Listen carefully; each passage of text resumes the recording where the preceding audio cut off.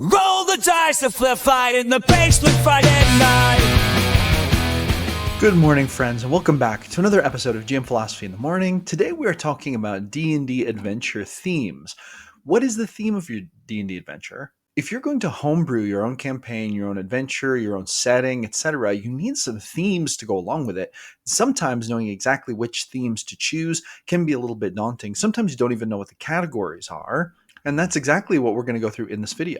In this video, I'm going to take you through 10 categories of themes that you should choose whenever you create a D&D adventure. This will make your adventures way more immersive. This will make them way more fun. This will make them feel more real to your players, but also it'll really help you to set up inspiration as you create that adventure. Because guess what? Choosing these theme categories, which themes you want in each of these categories for your campaign, and just writing this down. This is just a 10-part thing. You write down like 10 little sentences that'll help you determine the complete direction of the theme of your adventure, and boom, it's going to make your adventure way better. So hey, let's dive into it and talk about theme category number 1. The first category we want to talk about is the core genre. You want to decide on the overreaching genre that will influence every aspect of your game. The overarching genre. What's the overarching genre of your adventure? Okay, I have some options here that you may want to choose. These are some very standard, typical options. We have high fantasy. We have dark fantasy. We have mystery, right? We have post-apocalyptic. There is steampunk. There's also sword and sorcery. Now, you can choose your core genre based from one of these like really common tropes, or you can literally create your own core genre. You could create a core genre based on a movie you really like, or based on some kind of show you've seen or book you've read. But here's the thing. Defining your core genre and making it a cohesive thing throughout your campaign is really important. And unless you just do some thinking about this, odds are really good that you might overlook it, and thus your campaign might feel a little bit less cohesive and consistent throughout than if you were to think about this and write it down beforehand. So boom, determining the core genre is really important. Next, you'll want to talk about the tone of your adventure, the tone of your campaign. This establishes the emotional atmosphere of the adventure. And to be really honest, tone is set in two different ways. Number one, the GM sort of sets the tone for the pixels that are going to be around the players. This doesn't necessarily mean that the players are going to fall completely in line with this tone, and that's okay. That actually doesn't really matter. You should let the players adopt whatever tone for their characters they want to. With that being said, you can discuss tone at session 0 before you even start the campaign to let your player characters know, hey, here's the tone I plan to run for this game. Does this sound good to you? Does this sync with the characters you want to play? Tell me what you think about it. But really, the way a GM would want to choose tone is this. The GM would want to choose a tone that makes them excited for the upcoming adventure. Here are some very common tones that you can adopt for your game. You can go lighthearted and whimsical. You can go serious and dramatic, right? This is probably one of my favorite tones. It's kind of a serious and dramatic campaign. You can also go grim and foreboding, okay? You can go action-packed and adrenaline-fueled. You can also choose like dark and gritty, or like horror-themed kind of like tone. These are some very overarching common tropes for tones that can make themselves manifest in your roleplay game. And it's always better to sort of think about this before you start. The reason for this is because if the tone starts out very like serious and dramatic, but then it kind of just evolves into lighthearted and whimsical, this is a little bit strange. This kind of hurts immersion, and it kind of can threaten to make the campaign feel like it's kind of like going off the rails a little bit. The same thing is true if you start with like a grim, like a realistic, gritty type, almost horror themed tone, but then it kind of lights up and becomes comedic over time. Like, you can generally go from light to serious because that takes like some effort. This is sort of like requiring a whole nother level of sophistication to go from light to dark. Generally speaking, I find that darker tones require more effort than lighter tones. And so if you start with lighter tones and gradually get darker, this is usually okay. You don't usually want to go the opposite, go from dark to light, because it kind of feels like less effort's being put in my experience. So thinking about tone from the very beginning and planning out the tone of your campaign, and even cycling through different tones, is totally fine. But you do want to think about it, because if you don't think about it, you're going to have a risk, a danger of starting out with one tone, really lightening up over the course of the campaign. And unless that's just a direction that the players want to take, that can make your campaign feel a little bit like it is decreasing in sophistication a lot of times. And you don't want that. We don't want that. We want our campaigns to basically increase in sophistication as they go along. So, shabam. By the way, do you struggle to come up with plot arcs on the fly? If so, I have the perfect tool for you. It is called My Ultimate Plot Randomizer. It is a free ebook. When you join my email list, you can download this for free. You'll get the link in your first email. It contains 4 D100 tables that will let you roll random plot arcs whenever you need them. Roll the hook, the conflict, and the conclusion, and even add wild and wacky stuff all right there. Download this, print it out, add it to your tool collection, and you will never go without another plot arc again. I give this away for free to help you create awesome plot arcs just like I do. I use this in almost every single session, and you are not going to want to miss out on this, so make sure you grab this. Moving on to number 3, the third category that you want to nail down when developing the theme of your D&D game is the central conflict or the central theme of the story. When you plan out this thematic element, you're basically defining the thematic core that ties the adventure together. Okay, so some overarching tropes that we can look at here would include a story of revenge, right? Personal vendettas, dark consequences, etc. Redemption is another arc, so seeking forgiveness, righting past wrongs, etc. Corruption is another overarching theme here. Power, greed, moral decay, etc. There's also hope versus despair. This is a pretty common trope. A world teetering on the edge of ruin, so to speak. And then there's also freedom versus tyranny. This is a very classic sort of resistance against oppressive forces theme. So the central conflict and storyline direction theme of your campaign is really important because this is going to kind of define the emotional mood, like the psychological mood, right? If it's a story bent on revenge, that's going to carry a different thematic tone than a story of freedom versus tyranny. Not that there can't be elements of revenge in a freedom versus tyranny story or vice versa, but the point of this is that as you're creating your story, as you're shaping the narrative of the world and filling in those pixels that are going to appear around the player characters, you really want to be thinking about this direction of the story. And it's not even about like choosing the theme of the direction of your story isn't even about informing the story itself. It's just informing the narrative label, actually. So there are limitless possibilities for weaving a plot around the concept of revenge or weaving a plot around the concept of corruption and fighting corruption or whatever it is, right? But the idea is that you do want to think about this central conflict theme of your campaign so that when you do start to build your story, you can remain consistent to it. That way it'll feel more like one cohesive narrative as opposed to a series of like serial adventures with different thematic elements thrown in. And this doesn't mean that you can't have different thematic elements either to your story. It just means that if you want to create a narrative that keeps the characters engaged along the course of an adventure, coming up with a central theme is actually going to be very beneficial. And that's going to lead us to item number 4. All right. Adventure theme item category number 4 is visual and world building aesthetics. You want to decide on the visual and cultural feel of your world. Now, here are just some examples that I came up with.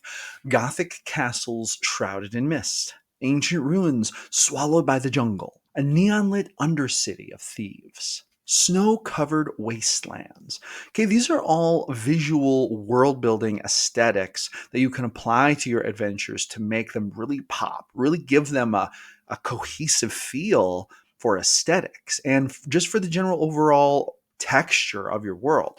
I've run games that were supposed to be based in like desert, sort of like Egyptian type settings, and those were a lot different than the games I ran that were supposed to be based in like kind of like Arctic frozen forest settings. Choosing a rich, vibrant setting for your world intentionally really makes your world feel more real, makes it feel more immersive. It also makes it more interesting. You can also blend aesthetics. For example, imagine what an Egyptian desert would be like if it was suddenly Arctic and now there was snow and there was the pyramids and the snow instead of just desert land. Or imagine what it would be like if it was like Gothic castles shrouded in mist, but they were floating on the ocean, right? So you can mix and match different aesthetics to make something unique. But here's the real important part of this. When you are describing this world to your characters, what are they going to think of? What feelings are your descriptions going to invoke? Well, a huge part of that will rely on the aesthetics of your world. Players love to imagine what that structure might look like, what that mountain might look like, what that cave might look like, what those ruins might look like. And they're going to picture their character in that setting. And this is going to be a huge source of inspiration for them as they play the game. This is very meaningful and a huge part of it. So if you will intentionally choose your visual and world building aesthetic element for your campaign, this is going to really help you to solidify your campaign theme, your adventure theme, make it feel way more real to your player characters. That's going to lead us to number 5, moral ambiguity. Okay. When we're choosing themes for our adventures, we want to choose the ethical complexity that we're going to explore in the game. Let me just give you some examples of things to ask yourself. Will the lines between good and evil be clearly drawn and defined? Are the characters going to have to navigate shades of gray between good and evil as they pursue the storyline? Is the adventure focused on moral dilemmas where every choice has significant consequences, or are the decisions mostly clear-cut black and white good and evil choices? So deciding how you're going to navigate this in your game is important for a couple different reasons. Number one, this will inform how you go through encounters themselves. This will determine how you run NPCs, how you run bad guys, how you even create your bad guys to begin with, because the dilemmas that you're going to put in the world to fill in around the player character's narrative, these are going to be informed by the moral place that they're derived from.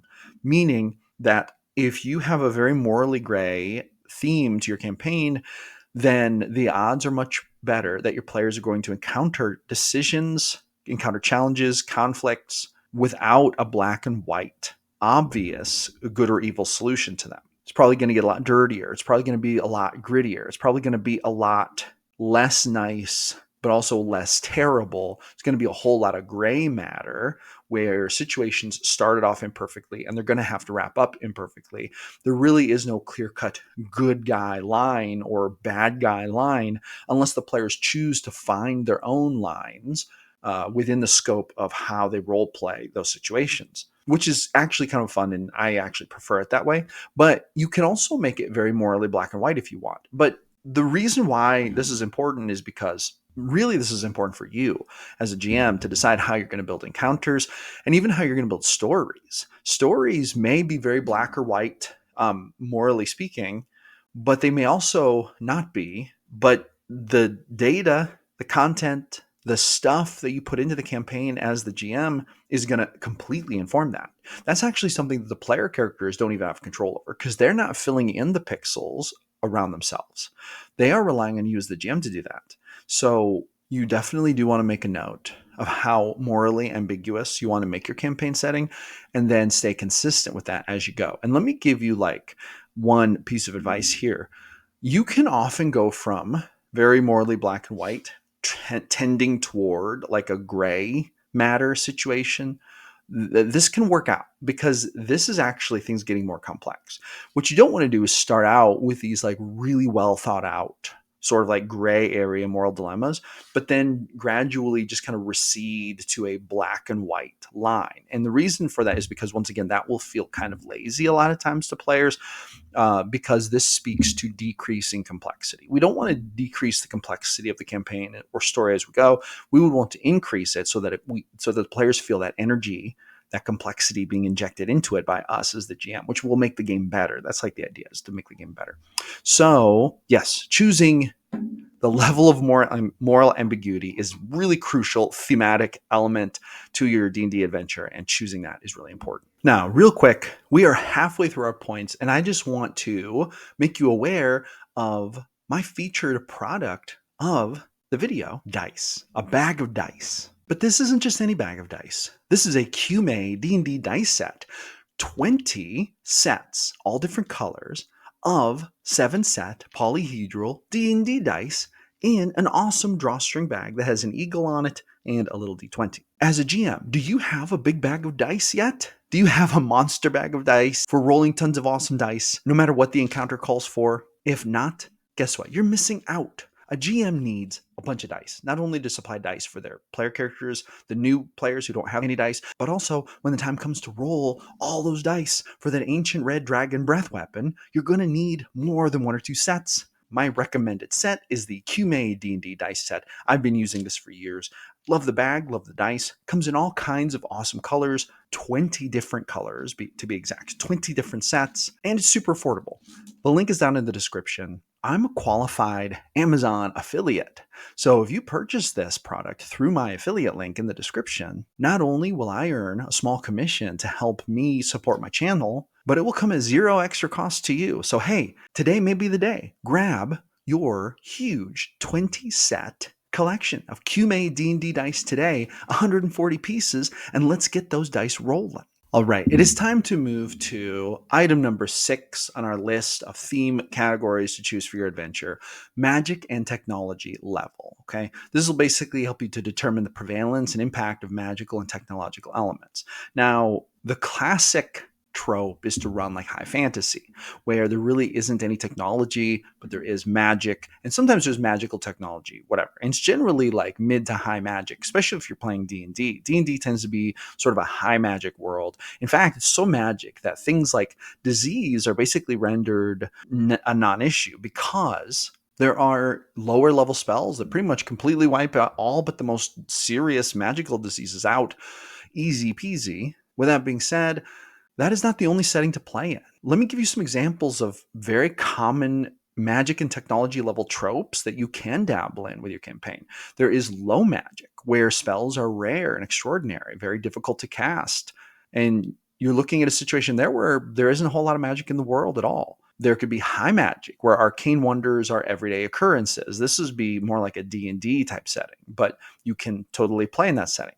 There could be a setting where magical items are commonplace as opposed to spells. So maybe spells are not a thing, but you have magic items, and that's how magic manifests itself more in the world. People craft magical things. So you have the magic item element of it, not so much the spell part. You could also have rudimentary technology. You could have like steampunk technology, or even like magic tech, or even something more advanced than that, like a kind of a primitive high fantasy version of like electronics or computers, etc. These could be crafted with magic, or they could be crafted from something else. For example, if you're playing in a post-apocalyptic setting where you have like high fantasy, so people are using magic, running around with swords and sorcery type stuff, but then you have these ancient forbidden sites filled with old technology, and it turns out that that's like electronic technology from the old world, i.e. our modern world. So you maybe have AIs and holographs interacting with the characters, and this electronic technology is just different from the magic. What you have here then is a very different blend, like a fusion of different magic and technology level settings. So here's the thing. You just want to think about the technology level, because this will depend on what stuff you create for your game. And let me also say this. It's usually okay to start out simple and get more complex over time, but you do not want to reverse it. So for example, if you say, oh, there's a blend of fusion, magitech, there is a little steampunk in this world. You're going to find a lot of magical items, and there's going to be a bunch of spells. It's all the magic, all the steampunk, all the electronic technology fused in with it, and you start out making that really meticulously manifested. But then you kind of get like a little bit lazy over time, and you kind of drop some of those elements, and it kind of just reverts into a high fantasy setting. See, this will make your campaign feel less complex, and this is what you want to avoid. If anything, you want to start out just like high fantasy and then introduce little bits of steampunk as you go, or little bits of magitech, or little bits of electronic stuff as you go, whatever. And another thing to really think about when it comes to this is gunpowder. Like, this is a lot of times a magic line where campaigns can be drastically altered. For example, in my settings, I usually do not have gunpowder. It's like, no, gunpowder does not exist in this world. You might create it as you play, but thus far it is not a thing. It's not a thing. All explosion-based type stuff is generally created either through magic spells or magical alchemy of some kind. Gunpowder is not a thing right now. See, that's the way that I run it generally in my campaigns. But in campaigns where you do allow gunpowder, then you have to allow for things like, bigger explosives, cannons, firearms, these types of things. That can really change the dynamic of the game, and it can be a line that you may not want to cross in your technology level. There are times when I prefer to have even, future tech or magitech, maybe even like almost like energy type weapons before I will want to delve into gunpowder, just because gunpowder does so much to change the landscape of the technology. And you very quickly turn it into almost like an industrial type setting and move away from high fantasy when you introduce gunpowder. So you can do that with steam power too. But for some reason, steam power feels like it can be so much more controlled because there has to be so much infrastructure built to harness it. Whereas with gunpowder, it's like, oh, I have a bag of gunpowder. I could blow up anything. Like, I could blow a hole in the side of the enemy's castle, no problem. Whereas with steam power, it's like, well, I'm going to need to build a locomotive, I guess, to harness this, right? So it's just a different kind of technology with different sorts of limitations. And there's very few limitations when it comes to gunpowder. More of it equals bigger boom, and then you can build more stuff, and it's relatively easy to build stuff with it that goes boom and causes a crazy amount of damage and really changes the campaign to where it might turn into like a gunfight campaign instead of a high fantasy campaign. Anyway, that's just a decision you'll have to make moving forward. Another thing you're going to want to do some serious thinking about is player agency versus plot direction. Now, the reason I've included this as a possible category in the list of themes you're going to want to create for your game is simply for this reason: sandbox versus storyline. Okay. Now, every campaign is probably going to be a mixture of these two things. There's going to be a mixture of complete player agency, players creating arcs that go off in who knows how many different directions. And then there's going to be a main storyline that sort of manifests itself around the players as they go through the campaign. Now, let me tell you a piece of advice that I have developed over my gaming experiences. This is something you really want to talk about in session 0. This is something you really want to talk about before you start the game. For example, you want to ask your players, hey, do you prefer total like sandboxiness, or do you prefer having a storyline to follow? If I present a storyline to you, do you think that you would be, inclined to follow it? Is that a social contract we could make as we enter the game, an understanding that there is sort of an overarching plot and that you guys want to follow it?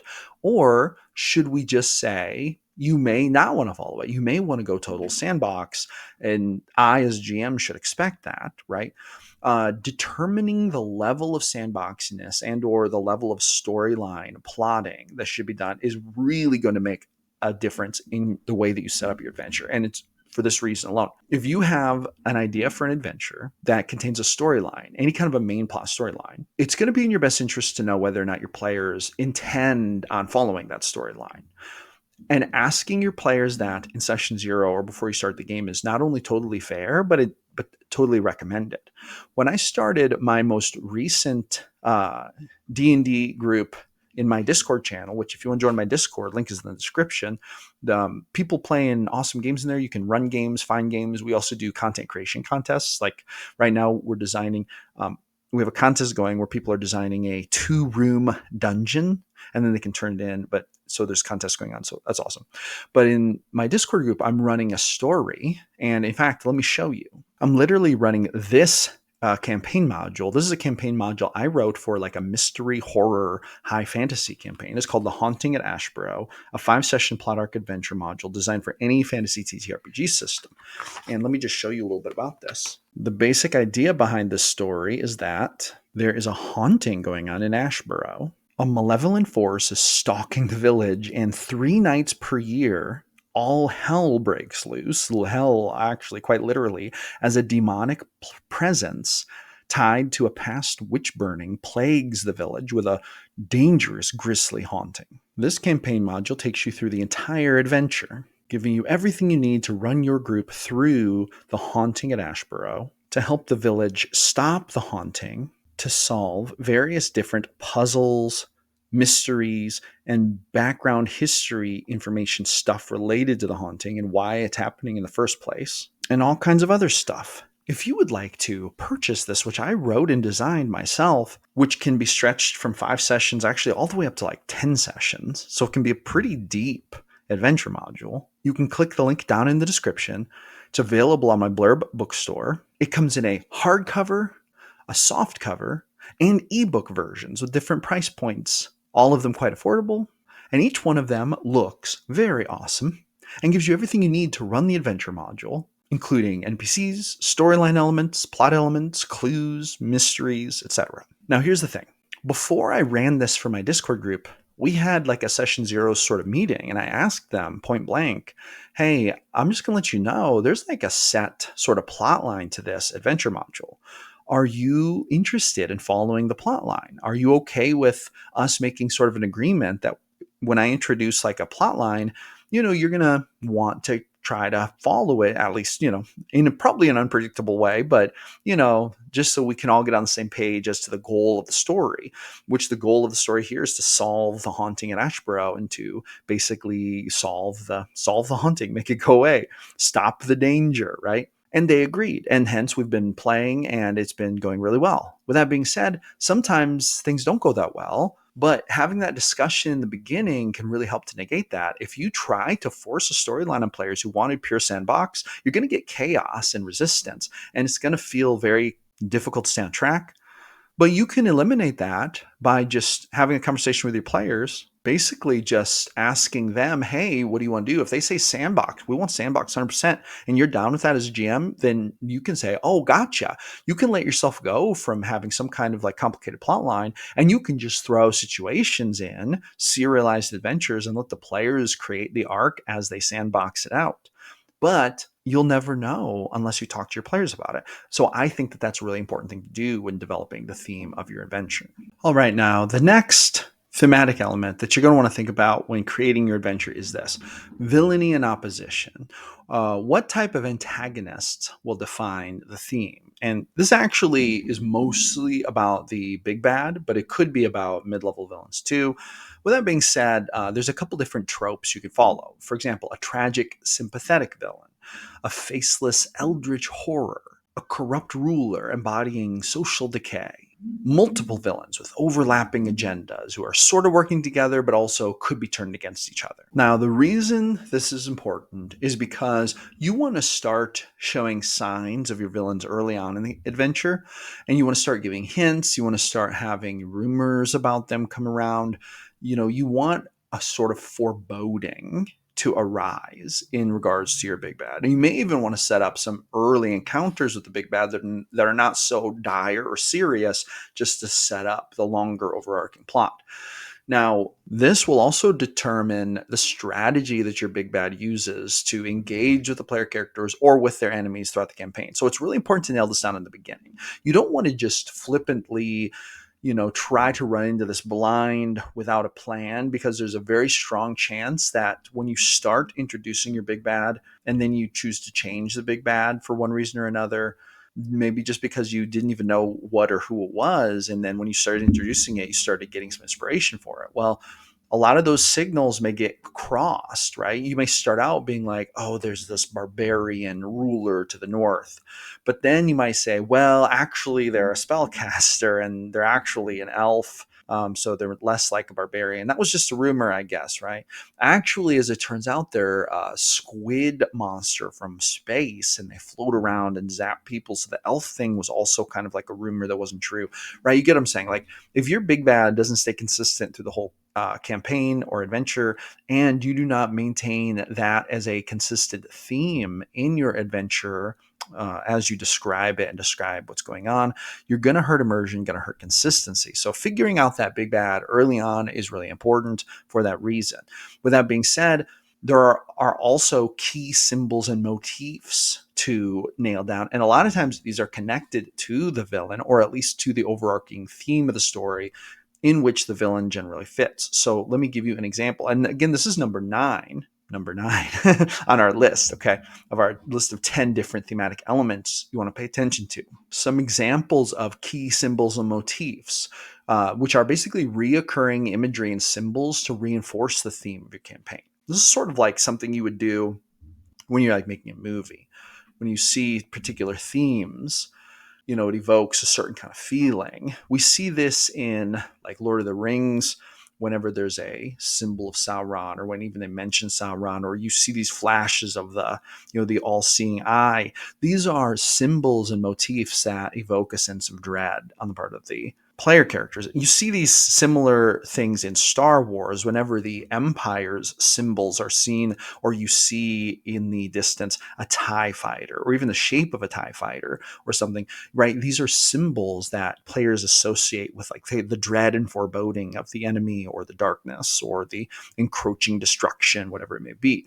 So, some examples could be like crows as a symbol of death in a dark fantasy adventure, gears and smokestacks in a steampunk campaign, broken chains in a freedom focused story, or rising suns in a redemption arc. In one of my campaigns, I had basically this sort of like reoccurring symbol of a blanked out name. The big bad for one of my campaigns was so evil that the gods had decided to smite his name from all known records. And so what happened was, any ancient forbidden texts they found that had his name in it, the name was blurred out. And so they didn't know what his name was, but they knew that when they saw this was a big deal. So that's sort of like a symbol I used in one of my campaigns. And the symbol basically demonstrated this person is so bad, so scary. The gods are so, we don't want to mess with this dude, about this dude, that they literally blighted his name from all material plane records. Another symbol I had a big bad in one campaign, and it was like an eye that was dripping with blood, and it was basically like the pain of enlightenment. And so he was sort of this like neutral evil villain who believed that pursuing truth at all costs was the ultimate good, but in doing so, obviously rendered a lot of basically moral decisions that were actually kind of reprehensible. For example, culling the weak is necessary for the strong to become as strong as they can get. Maybe it's true, but is it a moral thing we want to embrace?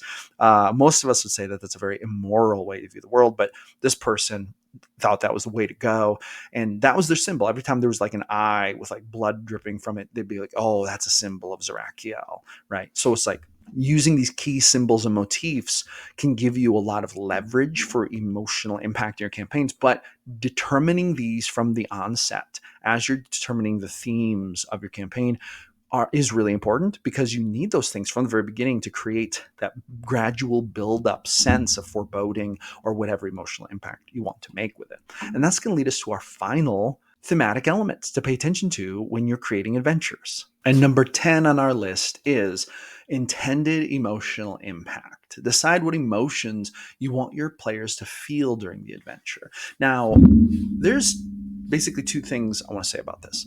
Number one is that there are some feelings that are going to be evoked just from the foundational core theme elements of your adventure. So, for example, earlier in this video, we talked about the world building aesthetics. We talked about the tone and emotional atmosphere. We talked about the core genre.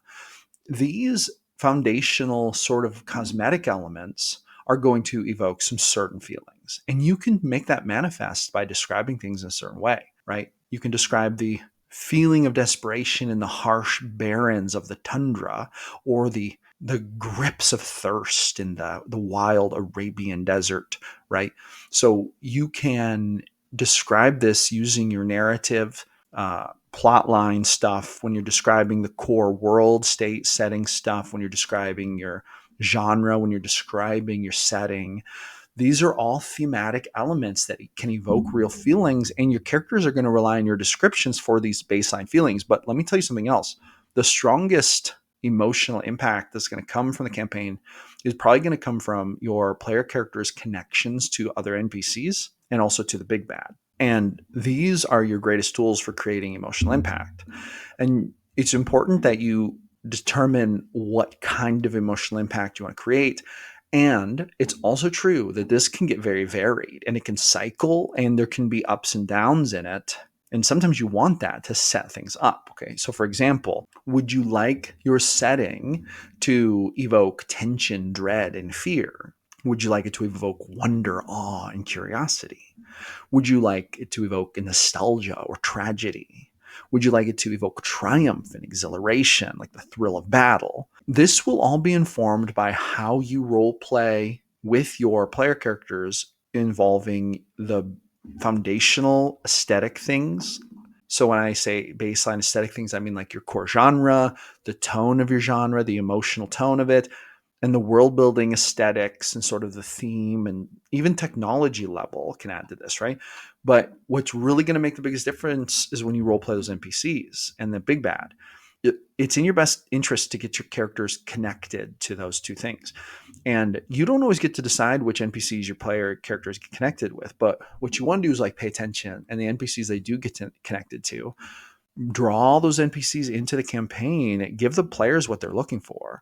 If they like a certain NPC and they'd like to continue adventuring with that NPC, find a way to bring them in, but then nurture the emotional things that come along with that. For example, maybe you have an adventure type campaign where you want the core feeling palette, we'll say, to be something like wonder, awe, and curiosity. Well, there might be some sadness in there. There might be some moments of triumph in there. There might be the thrill of battle in there. But as a general rule, you want to write down those words, wonder, awe, and curiosity. And you want to keep them in front of you as you're describing overarching, aesthetic elements, narrative elements, etc. And the reason for this is because the way that you describe things a lot of times will inform what emotions are evoked.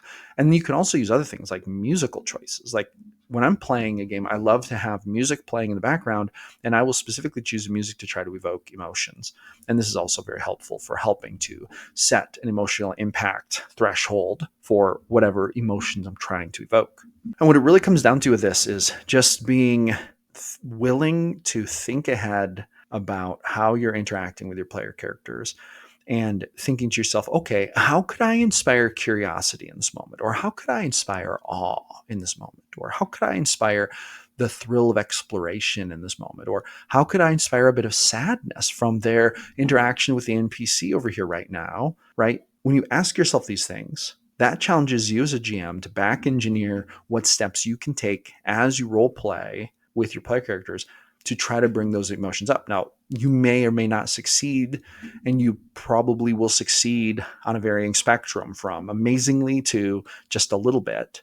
But that's okay. As you get better at it, you can increase the effectiveness of your ability to engage and create impact through these different emotions you're trying to evoke. But just putting yourself in the position where you're trying to evoke certain emotions is going to put you ahead of the pack in terms of like not just being a data-driven GM or not just being a combat-focused GM, but being a holistic GM who focuses on the whole experience, not just the thrill of combat and the numbers crunching and the min-maxing, but also on the emotional consequences of things, on the emotions characters might feel when they see a beautiful mountain, or the dread they may feel at seeing a horrific swamp that they're going to have to cross, or the fear they may feel at seeing a dire gorilla charging at them.